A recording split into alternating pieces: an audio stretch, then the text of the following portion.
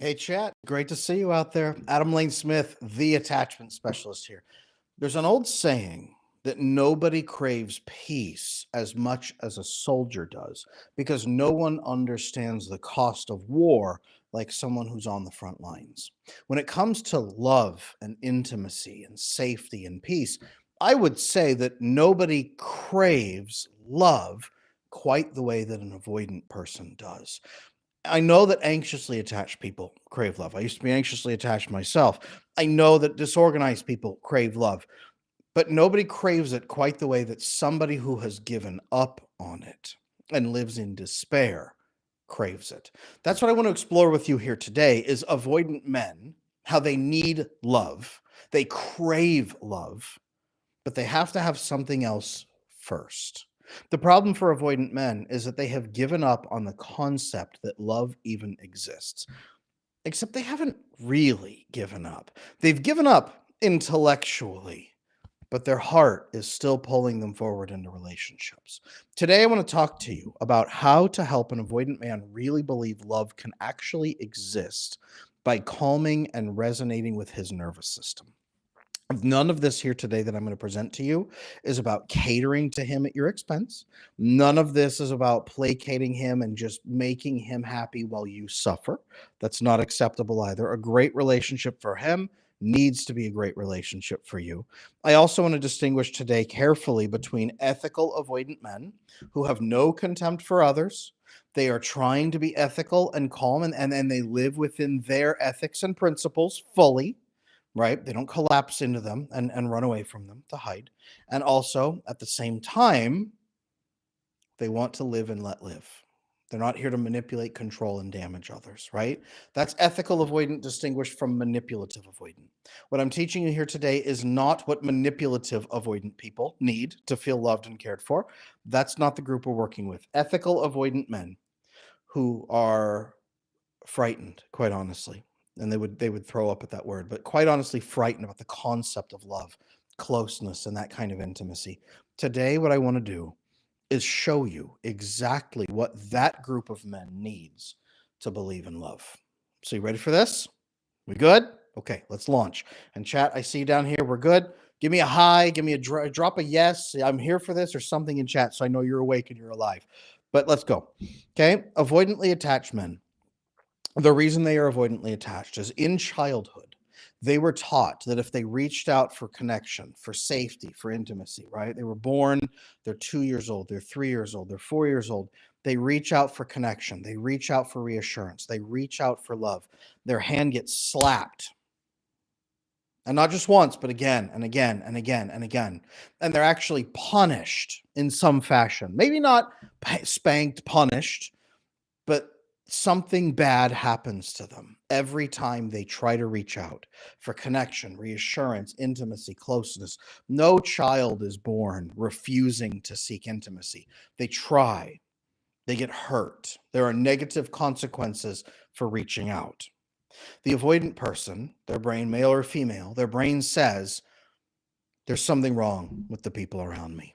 They are stressed, they're angry, they're tired, there's no resources, nobody has any time or care for me. And worse, if I let them in my weakest moments, they make it worse. They hurt me, they slap my hand, they yell at me, they mistreat me. And they say that what distinguishes them from anxious people, they don't say, this is my fault, there's something wrong. They say, there is something actually off with other people when they're emotional. The manipulative person says other people are bad and evil and hurtful and will do anything they can so I can justify doing hurtful things to them. That's that contempt. That's that manipulation. The ethical person says they're not evil people. They're all just messed up and I can't trust them. So I'm going to have to do this on my own. This is heartbreakingly where that 4-year-old child stops believing in love. And I don't even mean romantic love, I mean human love, the concept of love. They think love is nothing more than temporary affection and it disappears with stress and that it can never be counted on. That's heartbreaking to me. That's one reason I do what I do, is people stuck in that. Okay. Rose, I see you there. Thank you for being here. Very glad to have you here. MBR, glad to have you here too. Thank you. Yep, constant rejection from peers. That will do it too. That will start to add up as well. All of this, though, this is what they do. They go out into the world and then they connect to people who confirm it and hurt them. Now, their lens says other people are not to be trusted. Every hurt reinforces that core belief. There is no love, there is no hope, right? They get to their teens, their 20s, their 30s, they're dating. It's going the same way. Everything's a performance to try to make other people happy, try to keep the peace. This is the issue. Okay.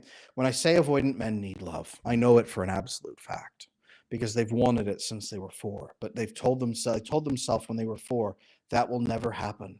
Stop having hope. Give up. That's heartbreaking. And that is still in there. That desire is still in there, though they've forgotten what it could even feel like. They haven't experienced intimacy that felt safe, loving, connective, bonded, peaceful. They haven't experienced that. They have an idea. They have a hunger, right? When you have those food cravings and you're nutritionally deficient and you're obsessed with eating a bowl of tomatoes because you need the lycopene or one of those nutritional issues. This is what avoidant men have. This is what makes them throw themselves into relationship after relationship. They love the dopamine. Yes, absolutely. The dopamine is highly addictive. The dopamine feels good. The process of falling in love feels good, but they know it's not real love. They know that. That's why they don't invest. When somebody else begins feeling love for them, they say, no, you're trapped by your emotions, and now you're making it my fault and my problem, right? If love isn't real, then everything that looks like real love is a trap. So all of this woven together, what does this mean? An avoidant man wants love, but he needs something else first before he can really embrace or receive love. What does he need? Well, the word that they would never use is safety. The word we will use is peace and understanding. Okay. An avoidant man first needs to understand how relationships are meant to operate. He needs to understand that relationships are meant to operate with completely transparent, explicit communication about needs, desires, goals, hopes, plans, everything. Okay. Everything must be explicit. It must be clearly measurable. Other people need to control their emotions, not have no emotions, but be self-regulated, right? What does this mean? If you're going to have a discussion with an avoidant man, you don't go in going panicking, freaking out, crying, right? You walk in, you regulate yourself before you walk in and say, hey, I want to be honest with you. This situation has bothered me a lot and I have some concerns. That said, I want us to be productive. I want us to build forward based on our goals together, and I want us to live based on our ethics, our principles. So can we have an honest discussion about ethics, principles, and goals and build forward from there? Not unemotional, but regulated, right? This shocks them when someone can be that calm and regulated, that direct in communication, okay? To be clear, measurable, and precise about what you're looking for. One thing I tell a lot of people, a lot of women in particular, is if you stimulate him sexually first, you'll be permanently downgraded into an object that makes him sexually stimulated. If you intellectually stimulate him first and refuse to have sexual stimulation until you have a relationship, you can build connection with him because now you're no longer as replaceable. Sexual stimulation can be replaced almost immediately with anyone or anything else. Intellectual stimulation is the biggest ground that avoidant men really value at first, because very few people can meet them and have those honest intellectual discussions. Intellectual discussions such as, what do you want in life? How are you pursuing that right now? What challenges are you going through? And what are you doing to work on them? Right? Who are you becoming? And how are you becoming that person? These are amazing intellectual conversations to begin having with an avoidant man. And if you can have those and build boundaries and say, I am working diligently to become a loving, faithful partner. And for me to do that, I need to treat sex very seriously so I can demonstrate to somebody that I'm not going to cheat on them. And quite honestly, I want to reserve that intimacy for someone I trust and I feel safe with. So I am only willing to have sex with partners after we have established a committed relationship. However, I am happy to engage in intellectual conversations, to be open and connective, to hold hands, right? A hug, but I need to reserve that intimacy for this. That's interesting because there's a real measurable reason behind it, right? Here's what I'm looking for. This makes me feel loved. Here are two things that make me feel loved. Here's how often I need them. Here's why they specifically do good for me. And here's why they do good for the relationship. Here's the reciprocity. Can we do that? What do you also need from me in return? That clear measurability, being calm, not unemotional, but calm and regulated. Your emotions should be there, but they should be not the main dish. They should be the spice on top, right? Your emotions are useful data. And then what do they mean? Being able to talk about your emotions, but from a useful perspective, helpful. So calm, emotionally stimulating. And you don't have to be astoundingly brilliant with philosophy, but talking about you and him and your life, your goals, your desires, having healthy boundaries that are drawn from ethics and principles and goals, right? Having these things. All this says is be a securely attached person who is respectful and self regulated. Now, if you can do this while being explicit, you can draw in ethically attached, ethically avoidant men because you are fundamentally different from everyone else in their life.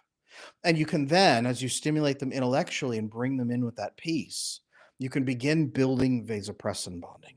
As you have these more difficult conversations, you're going to start having emotional context in related. You're sprinkling it in. You're not overwhelmed by your emotions. You have emotional context. So you share it. This will challenge him to bring forward the same.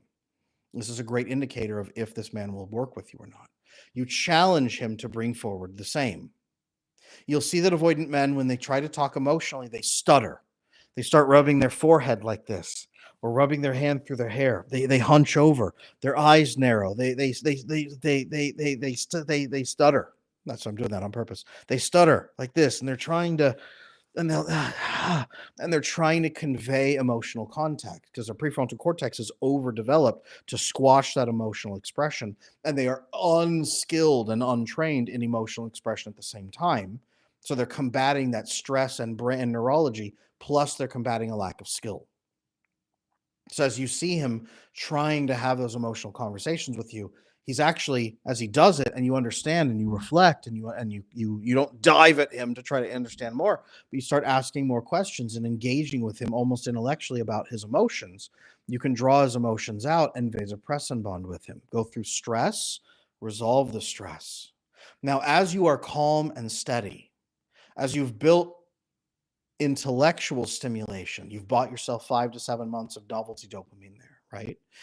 Without sexual connection and downgrading yourself as a sexual object. If you have vasopressin bonded with him and shown him that you're a trustworthy companion, his oxytocin receptors begin to open up. And this is where you begin to oxytocin bond with him for the first time in his life, where he begins to stimulate and he says, wow, somebody actually is receiving me. Someone is thoughtful. Someone is disciplined. Someone is stable. Someone is actually built on their values and ethics, and they're pursuing them. Someone is able to have these intellectual conversations that actually challenge me in this area where I can't grow and I'm struggling to. Someone is fascinating, and I feel so weird. Like, why does my heart feel warm? Why can I breathe better in your presence? Why can I sleep better? Right? If you're in a committed relationship, why can I sleep better at your house? Most women, I read a fascinating comment here on the channel from one of you guys that just recently, I think this morning, that said, my boyfriend says, I sleep better at your house. I think it's because your bed is higher off the ground. I've also heard, I sleep better at your house. I think your blankets are softer. Right? No, he's sleeping better because he's at peace. His oxytocin receptors open up. He releases GABA, which then takes magnesium and turns it into melatonin to sleep deeper at night, which then enters him into his parasympathetic rest state to generate greater serotonin, to really refresh during the night. More human growth hormone, more testosterone, more healing, right? All of that. It's not the fuzzy blankets. It's not sleeping higher off the ground. It's immersing in her nervous system.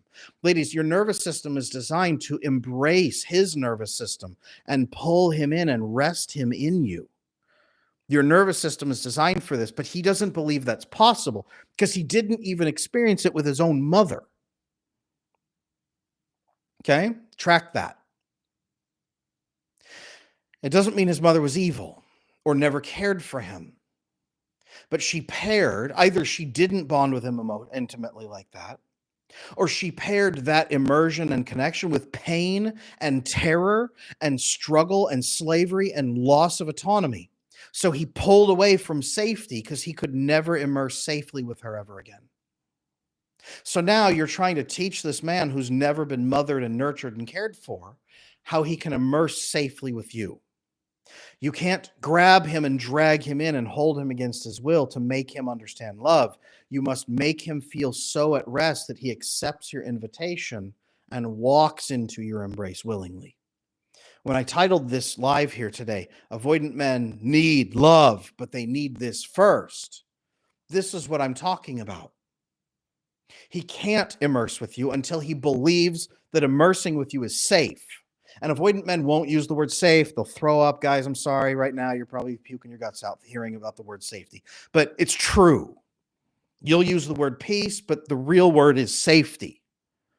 That's why none of this, ladies, by the way, is catering to avoidant people without getting your needs met. None of this works with manipulative avoidant people, only ethically avoidant people. You need to have boundaries. You need to have expectations, but they need to be clear and measurable, not in an emotional language. I need to feel loved. He's never felt love, so he will never help you feel that. I need to feel loved, and here's two measurable things that make me feel loved. Here's what they do for me. Here's what they do for our relationship so that you benefit. And here's how often I need them and for how long. Exact, measurable. Yes, this he can do. Okay? Don't ever ask him to give you a feeling. Ask him to do specific things that could generate that feeling. Exact, clear, measurable. Women do not use enough numbers, quite frankly. I need 3 hugs a day, at least 6 days a week, for at least 30 seconds per hug, right? Like measurable numbers, clear, direct. Most women are so afraid to have boundaries that they are accommodating their way out of love and respect. No man will ever respect you while you are a happy little doll. Very clear. An avoidant man is only going to connect with you, though, when you're giving him that emotional, mental stimulation, the intellectual stimulation. Ladies, do not jump into bed with him. All you're doing is competing with other women on Tinder, competing with pornography, competing with money, competing with work, competing with everywhere else he gets dopamine. Intellectual stimulation that releases oxytocin, and well, a little oxytocin, mostly dopamine and serotonin through that great, rich conversation. This differentiates you. Managing your emotions, bringing them, but managing them, right? Don't dump them in his lap and say, you're my boyfriend. This is your problem now. No. Okay. Managing the emotions, having needs, having desires, having clear expectations. The biggest problem I see with ethically avoidant men is they know you have needs and they're willing to meet them, but they don't know what they are and they don't know how much you're demanding. So when you say, I need to feel loved, he says, she wants me to spend $50,000 a month on her, spend 23 hours a day holding her while she cries. She wants me to tell all of my friends I'll never see them again. She wants me to refuse to go out with my family and only spend time staring into her eyes. She is demanding this every moment of every day. I'm not even allowed to work anymore. Ladies, that's what he hears when you just say, I need to feel loved. I need to feel like a priority. Numbers. For an avoidant man to embrace your love and be embraced by you. Measurable safety. Okay? He has to believe love can exist, and the only way to do that is to show him you are calm and regulated, to be a securely attached person. Okay? Now, again, I only recommend doing this with an ethically avoidant person who actually wants to work with you. The walkaway point is if you're doing this and he's not working with you, if he's not reciprocating. He needs to be reciprocating with you in the relationship. He needs to be meeting your needs. He needs to be improving. He needs to be opening up more. He needs to be sharing more emotional context. He needs to be not running away from things. He needs to be leaning in. He needs to be resolving his avoidant tendencies so he's no longer avoidant because you have a secure relationship for both of you. It is not enough for him to be secure. This is how you can take a great man who happens to be traumatized and work with him, but it is not you being his mother and therapist for the rest of his life. This is you accommodating a traumatized person who is also wonderful, who is willing to work with you so that they can actually work with you. Does that make sense? Walk away point is when he's not working with you and you're having conversations and he's running away from those conversations or getting nasty or manipulative or refusing. If he says, I hate love and I hate relationships, take him at his word, leave. I'm not looking for a serious relationship. Don't take that as a challenge. Leave. I really prefer situationships. Get out. Okay? Take him at his word. I'm not saying stick through those. No, my gosh. I say all the time, take him at his word. Take him at his word. But if he's willing to work with you as you're doing this, then bring him what you also need. So I'll be honest with you, ladies, you need a lot too. You're not a lot. You're not too much, but you need a lot. These are his needs. What are your needs? Presenting those in the relationship, but in a clear, measurable context. Peacefully. That's where you need to come. Show him that he can trust you and rest in you, that his nervous system can rest in you. I talk all the time about how men must be providing a safe nervous system experience for women. Today, I am also saying women must provide a safe nervous system experience for men, whether they're avoidant or not. If we are going to be in relationships to each other, we must be providing safe nervous system experiences for each other. Now, it is also on us individually to be able to receive a safe nervous system experience. Women who are too anxious and too neurotic cannot handle it, no matter what anyone does for them. Likewise, men. Okay? We are responsible for managing our emotions and being productive and calm in conversations so that we create safety for others. We are responsible for being compassionate for others and being responsible in the relationship regard. Okay? This is how you build a relationship with an ethical avoidant man who is leaning in and actually working with you. Okay? Have I clarified that enough? Huh? If I see any comments about Adam encourages us to work with awful, evil manipulators, he wants women to just suffer forever, I'm going to stick this episode right there and say, go watch this one. So I'm not encouraging any of that. But for the good people who are now 25% of the population now avoidant, 1/4 of everyone you meet, avoidantly attached, this is how you can work lovingly with those who have those specific needs. Okay? It's fascinating. Everyone's allowed to have needs except for avoidant people. No, that's not how it works. Everyone has needs. Everyone has baggage. Everyone has challenges. They need to be working on it. And we also need to be compassionate of each other. So be compassionate. See if they work with you. See if they're compassionate toward you. And you work with them. And both of you continue improving. That's how you build a great relationship here. So there we go. All right. Now, here's what I'm going to do. My members, you guys support me. I support you right back. I'm going to turn on members only chat. Here's what we're going to do. Members, drop your questions here about this topic. I'm here to answer your questions about this topic. Let's roll. You guys are green names and you got stars by your names. I know you're here. My MBR, I saw you earlier. Rose, I know you're here as well. Guys, if you have questions, drop them in here. What do you have about this topic here today? Drop me your questions. Let me know what's going on. Anything about avoidant men, love, nervous system safety, this is the time for that Q&A for members. And if you're not a member yet, down here at the bottom, there's a join button. Click that. You get this chat priority, comment priority all month long for that one price. There's a bunch of perks in there. Definitely go check that out. Hit join. I'm here to help. I'll give you guys a couple of minutes and see if you have any questions at all here today. But I'm here for it. I'm here to help. Rose, one of yours earlier, I thought all avoidant men, even ethical, run away when relationships are getting serious. They can, most, but no, I got that. I'll paste my previous question. I got it right there. They can. Ethically avoidant people still get overwhelmed because of the unknowns. The difference is you can clarify the unknowns with an avoidant person and say, I'd like to have a committed relationship with you, but let's talk about what that actually means. Let's talk about what's even required. Let's talk about what it feels like. Let's talk about what I would need from you. Let's talk about what you would need from me, right? There's a great phrasing I use. Under what conditions would you feel comfortable jumping into a committed relationship with me? What conditions would need to be present? Let's talk about that. Let's talk about the safety protocols and expectations. Everything clear and measurable and on the table. Okay? That's how you help an ethically avoidant person love a relationship. Rose, another question. Good one. Sometimes I worry that even if I word it in measurable terms, what I want will feel like too much to him. I don't know if what I want is too much. How do I approach this? Well, a couple ways. You can actually talk to somebody else and say, is this too much? A lot of people do that with me in coaching. Is what I want too much? And we'll probably say no. It's probably like the bare minimum, which is usually the case. And then talking to him and saying, I have some desires. I'm not sure if this is going to be too much. If it is, I want to talk about that. I want you to be honest. Under what conditions could we build this? I want this. Under what conditions could we do that? Rose, what you're going to find really is that avoidant men will think what you want is too much if they think they're getting nothing in return. Most avoidant men have no idea what to expect in return. So it's really a negotiation. Let's build a committed relationship. Oh, I'm afraid of committed relationships.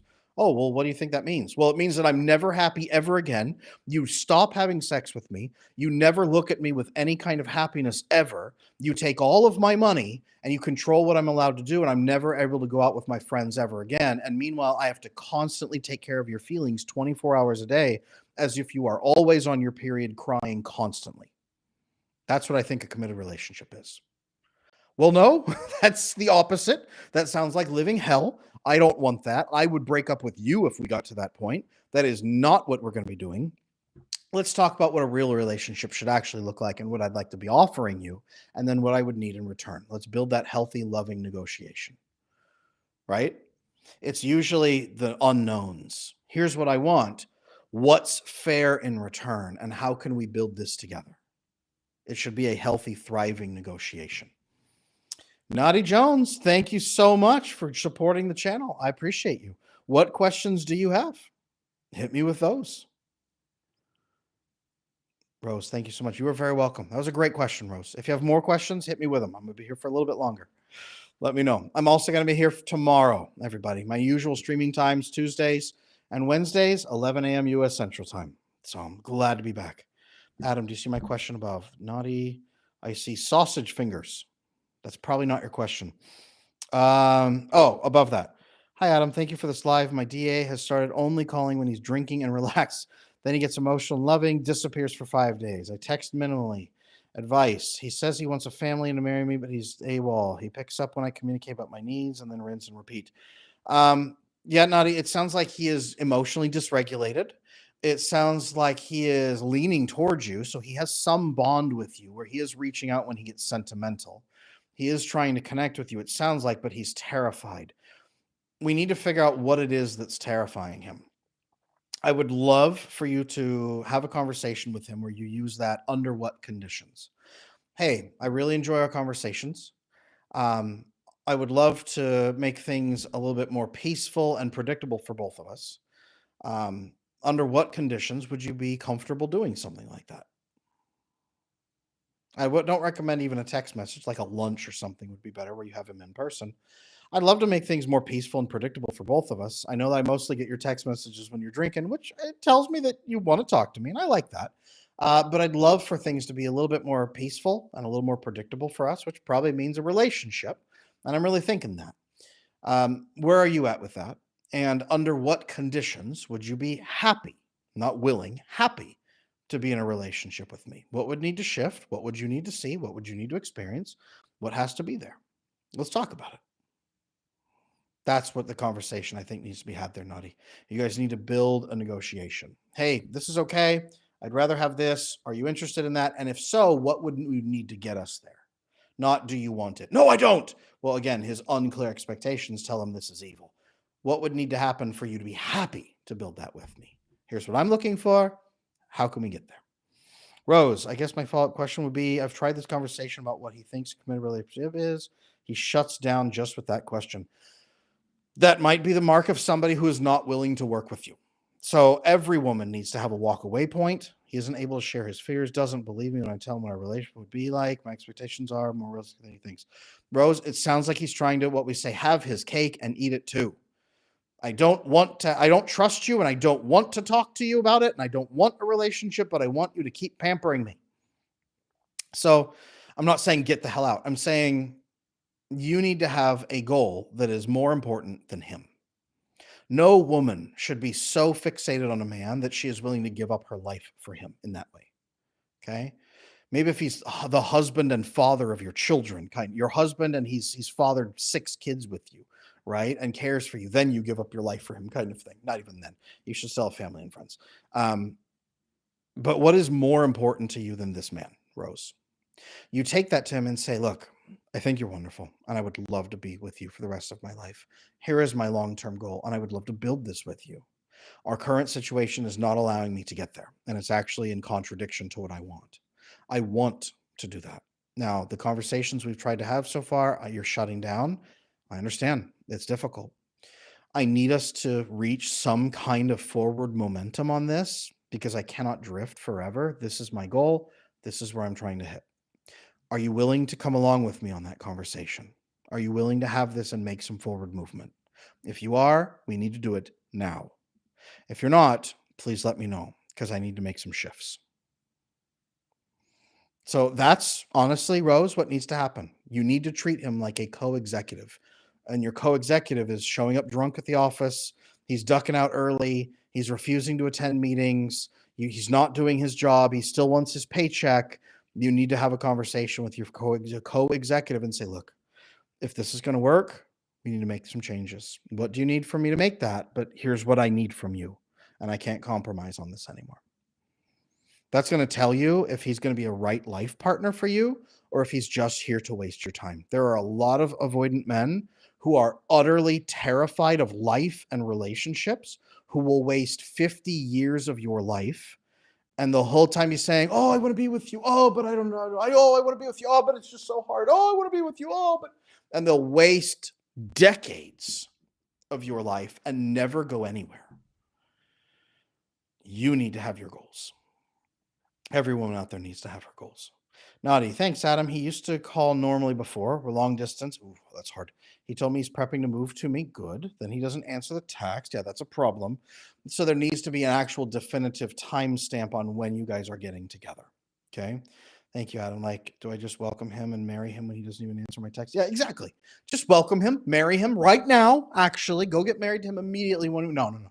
That's the thing. Ladies, both of you, Naughty and Rose, right? Like, the life you're trying to build should be more important than the man. I know my wife loves me. I know she does. But the life she's trying to build for our children, our 5 kids, for her religious faith, that's more important than me. And it needs to be.